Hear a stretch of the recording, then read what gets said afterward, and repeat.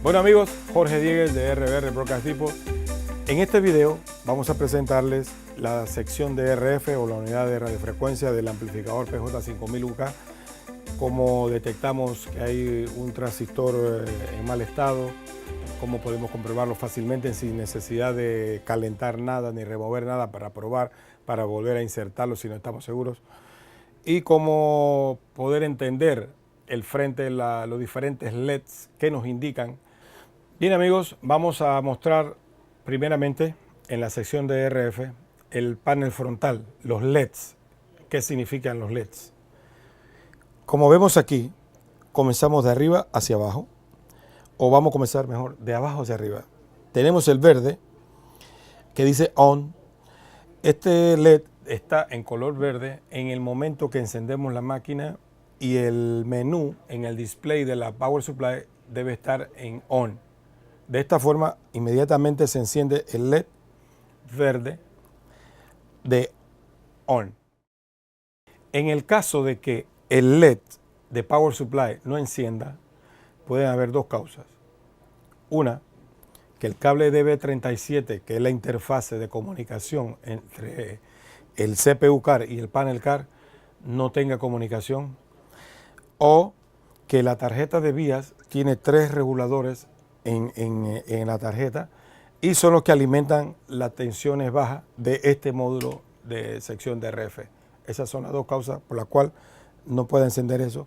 O que puede haber una tercera, muy importante, que la unidad CPU no esté trabajando, esté dañada, esté defectuosa y no habilita la parte de voltajes bajos en la sección de RF. La siguiente, el fallback. Este fallback, aunque vemos que la unidad de Power Supply también tiene fallback, para la unidad de Power Supply hay 4 condiciones. La primera, ondas estacionarias elevadas. La segunda, sobrecorriente del módulo. Número 3, sobre temperatura. Y la número 4, sobre tensión de la fuente. Esas son las 4 condiciones de las cuales habilitan el fallback en la unidad de Power Supply. En el fallback de la unidad de RF, enciende en el caso de que queramos que el equipo no llegue a 5 kilowatts, cuando pasa de 3,5 kilos a 4 para 5, se va a encender indicando que hay un problema en la sección de refrecuencia. ¿Cuál problema puede ser?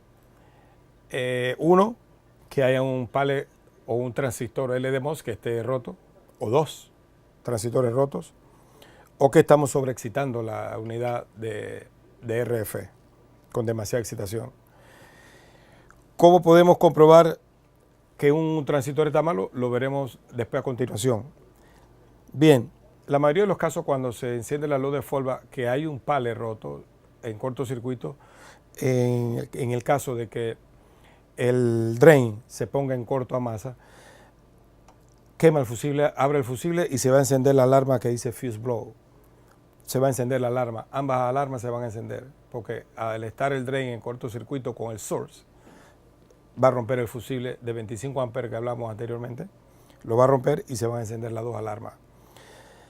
Y la que dice fault, esta va a encender en el caso de que una configuración equivocada en el AC, en la configuración de los cables que hemos montado en el conector, o un exceso de temperatura, no trabajan los fans por ejemplo, y el equipo de alguna u otra forma está operando, y entonces se enciende esta alarma para proteger completamente, detiene la operación del equipo.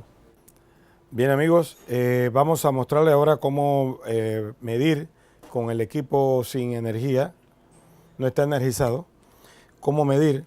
Vamos aquí en el multímetro en la escala de ohms, ponemos el negativo a masa o al chasis y medimos la compuerta de cada pallet. Para medir, los pallets deben medir cuando están en buen estado de 3.5K ohm, 3.500 ohm aproximadamente. Vamos con el segundo acá, mide igual, 3.5K, el pallet número 1, 3.5K, el pallet número 5, 3.5K, pallet número 6, 3.5K, el pallet número 7, 3.5K ohms y el pallet número 8, 3.5K ohm. De esta forma hemos detectado que todos los transistores están en buen estado. Si hay uno que está en cortocircuito o está en mal estado, por ejemplo, tengo este pallet, que sé que tiene el MOSFET malo, pero quiero hacerle la demostración cómo el instrumento se comporta cuando el transistor está en mal estado eléctrico. Lo pongo en el mismo chasis para que tenga contacto con el negativo del multímetro. Aquí lo apoyo con esta mano, lo apoyo solo para medir la compuerta, que haga buen contacto en la masa. Lo pongo en la compuerta y vemos ahí que tiene 3.9 ohms. De esta forma comprobamos que el source con el gate está en cortocircuito, quiere decir que el transistor está malo. Más sin embargo, no con el drain. El drain no marca cortocircuito, por lo tanto es una posibilidad de un 80-85% que el fusible no se va a romper, porque el cortocircuito está en la entrada del transistor. Vamos a prepararnos para hacer una medición de corriente estática. ¿De cuál es la forma de medir la corriente estática? Cambiamos el multímetro a medir ahora amperes y buscamos una escala que vaya de acuerdo. Vamos a medir en escala de 10 amperes DC. Con mucho cuidado hay que hacer esta operación. Recuerde siempre tener que sean personas que sepan, que tengan un poco de conocimiento de cómo hacer este tipo de labor.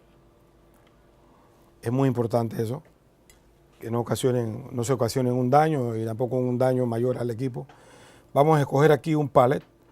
Vamos a coger el número 4, por ejemplo. Vamos a quitarle el fusible.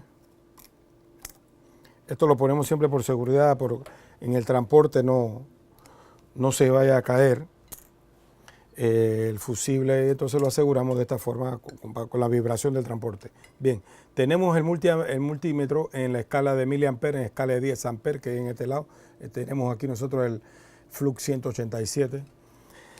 Y luego colocamos las puntas cuidadosamente al rojo que viene de la fuente de 50 voltios y aquí al gris, que es el que va hacia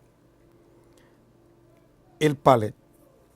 De esta forma conectamos en una conexión en serie el amperímetro con la fuente y el pallet y vamos a aplicarle energía. Cuando vamos a hacer esto, que vamos a aplicarle energía sin RF o potencia de excitación, el trimmer que le hablamos de Power Adjust, que está en el frente de la sección de radiofrecuencia, debe ser igualmente ajustado al máximo, como explicamos en el video del Power Supply. Igualmente, esta corriente estática debe ser ajustada con la tensión nominal de los Power Supply. Igual, entonces vamos a montar el jumper que utilizamos en el TP6 de la tarjeta de interfase de la fuente de poder. Vamos a reutilizarlos para hacer este ajuste y mostrarles cómo ajustar el transistor. Montamos el jumper en el TP6, de masa TP6 en la tarjeta de interfase de la fuente. Esto nos indica que tenemos la tensión nominal al máximo, el trimmer Power Adjust al máximo, y las fuentes están a 42.5, 42.7 voltios más o menos, lo que las ajustamos. De esta forma vemos la corriente estática que está consumiendo el dispositivo. Casi siempre cuando recibimos un pallet nuevo viene con una corriente estática de alrededor de 150 miliamperes. Luego que lo montamos, hacemos esta operación y con el único trimmer que tiene el pallet, ajustamos allí a que consuma igual que los otros pallets que tiene el amplificador. Si no sabemos cuál es la corriente estática del dispositivo, ya que hay diferentes generaciones de dispositivos LDMOS, comprobamos uno que esté en buen estado, cuánto consume estáticamente y luego se lo aplicamos al nuevo pallet. En este caso se va al trimmer del pallet, que es este que tenemos acá atrás, y variamos el trimmer hasta que cumpla con los 800 miliamperes, como está aquí, 818 miliamperes, que es la corriente estática para ese pallet. Una vez llegado a la tensión esa, podemos ponerle,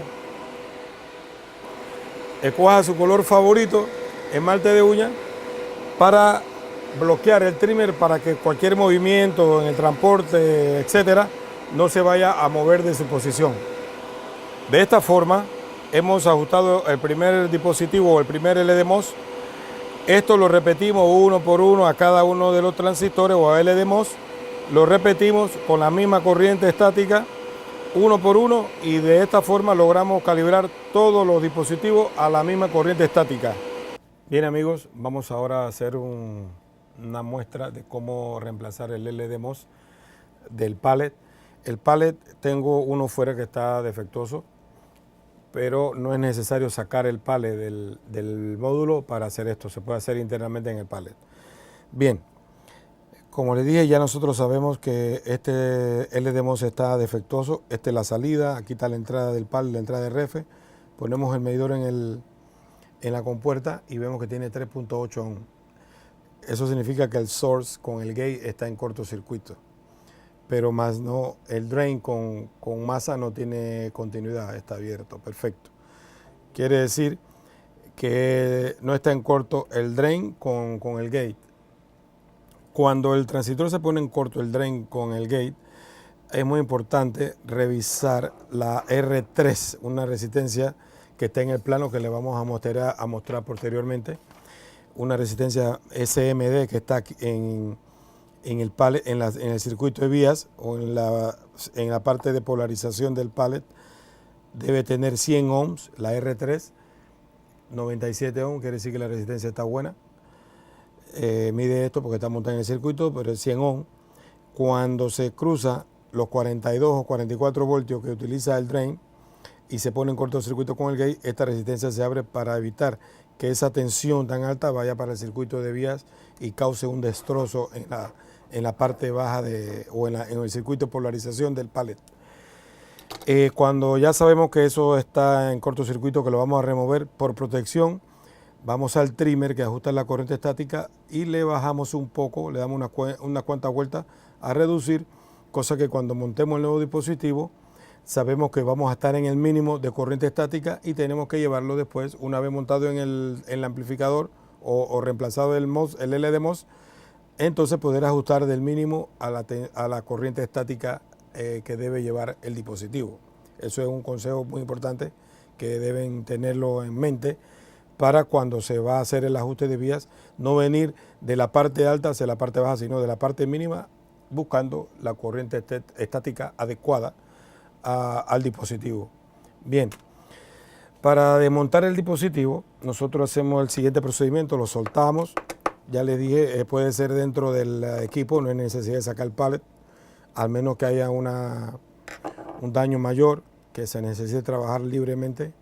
Removemos las tuercas que sostienen el dispositivo.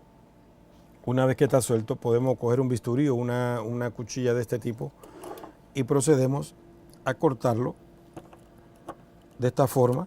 Ya sabemos que no sirve para más nada, no vale la pena recalentar todo el circuito, el circuito impreso del pallet, para evitar que dañemos la pista con el soldador, porque hay que meter mucha temperatura aquí en el caso de que queramos remover el dispositivo.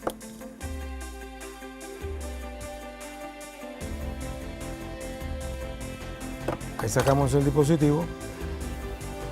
Luego, con el cautín, quitamos las patitas del LDMOS que han quedado del lado del gate y del lado del drain. Las removemos para montar el nuevo dispositivo. Luego esto lo limpiamos con alcohol isopropílico. Es muy importante no utilizar nada de metal, por ejemplo, para quitar esta cuestión aquí. Hay cosas siempre, cuestiones plásticas que no raye la superficie donde vamos a montar el nuevo dispositivo, por el tema de que si hacemos un rayado ahí, eso crea como especie de una grieta.